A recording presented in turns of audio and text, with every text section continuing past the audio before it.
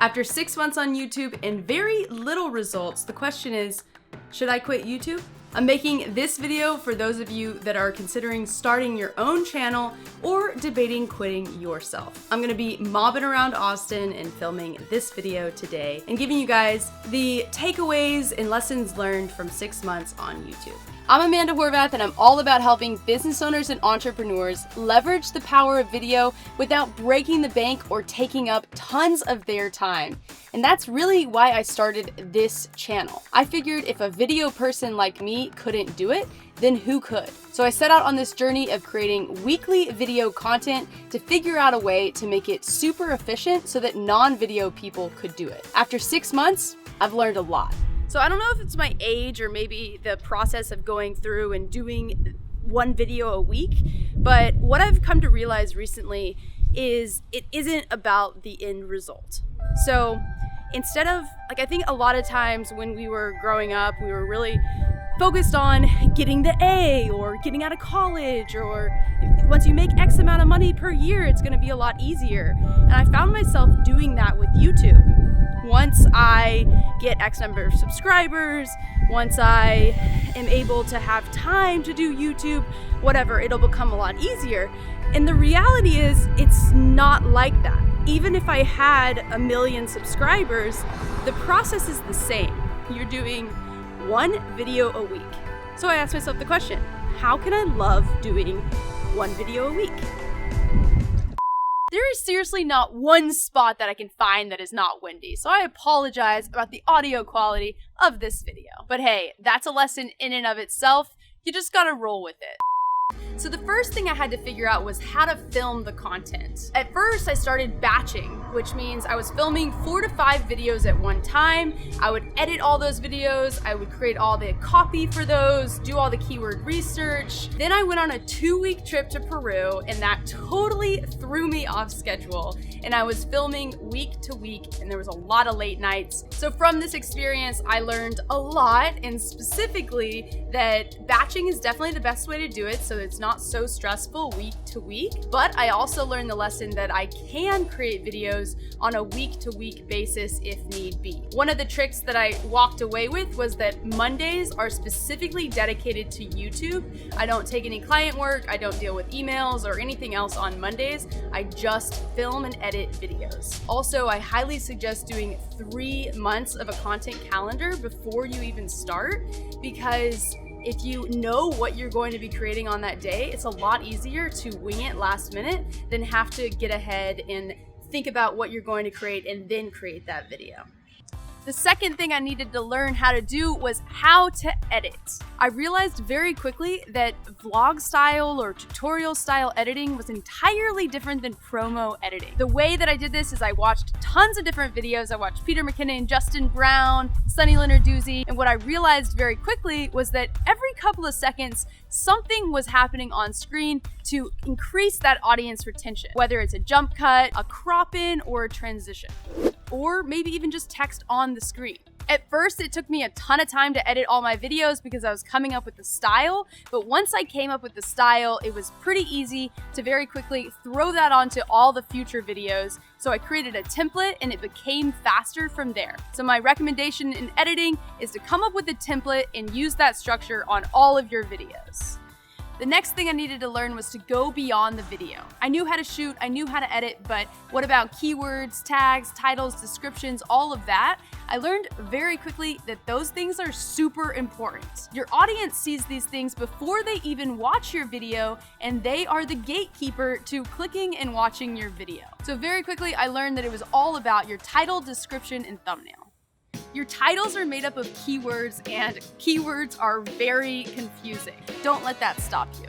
It took me hours and hours at first to find titles that I could actually rank for. I was ranking for those titles, but I also very quickly realized that the titles I was choosing weren't that strong of keywords, and I was spending forever doing it. I also found that while I wanted to create these videos that had the strong keywords, it wasn't what my audience was really asking for. So there's kind of this balancing act between creating videos that have really good keywords and creating videos that your audience is looking for and they really want to find. So for example, I have a video coming up that's all about DIY motion graphics, and there are no good keywords for this topic, yet every single person in my audience has asked about my graphics. So I'm creating a video on it, and I'm kind of balancing out that this video might not have the best keywords, but my audience really wants to see it, and it will do me good in the future to be able to point them to this answer. Another thing to consider is that there's videos for your business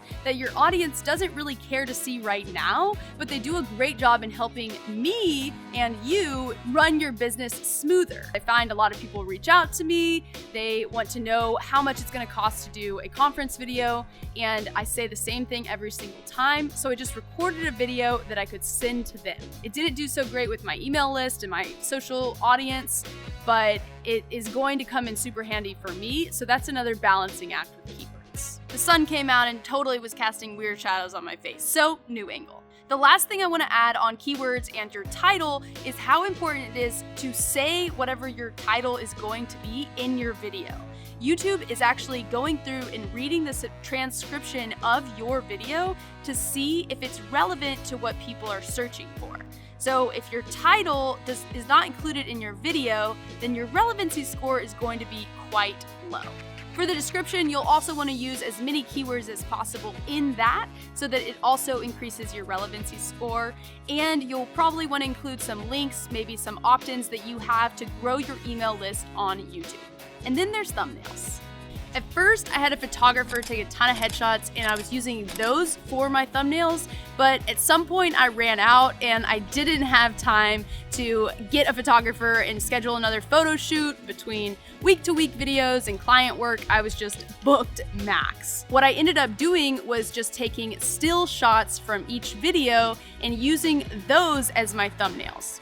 All you gotta do is remember to take a still shot like this and use that whenever you're editing. Another thing is that instead of using Illustrator, I started using Illustrator for about the first 20 videos or something, I switched over and started designing my thumbnails in Premiere because it was easier for me personally. If it's easier for you to use Canva or Photoshop or Illustrator or even like PowerPoint, just use something that you're comfortable in because you'll be quicker at it, and that's all that really matters.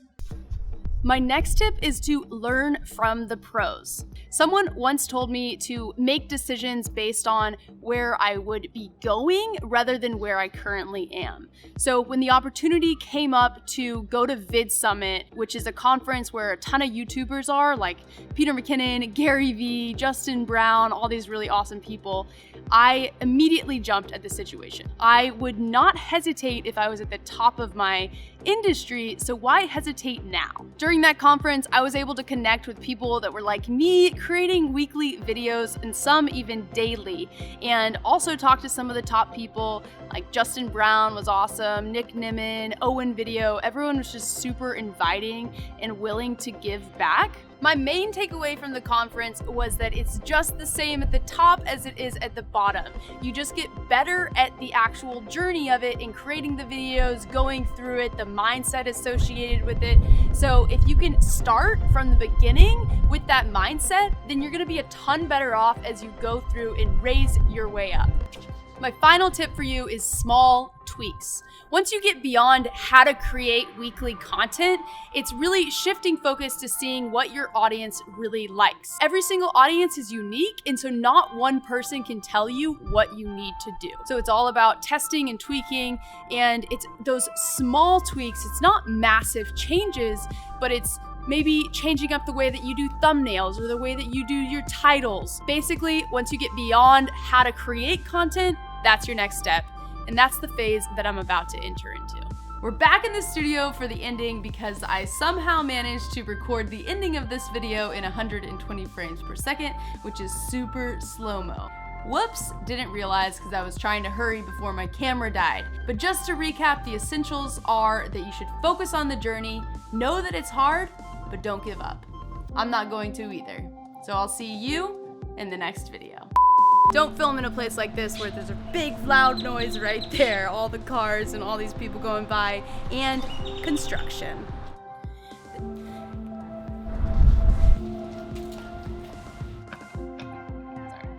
Whoa, my camera is totally on a tree and it's moving around like crazy. Between creating, I want to use as many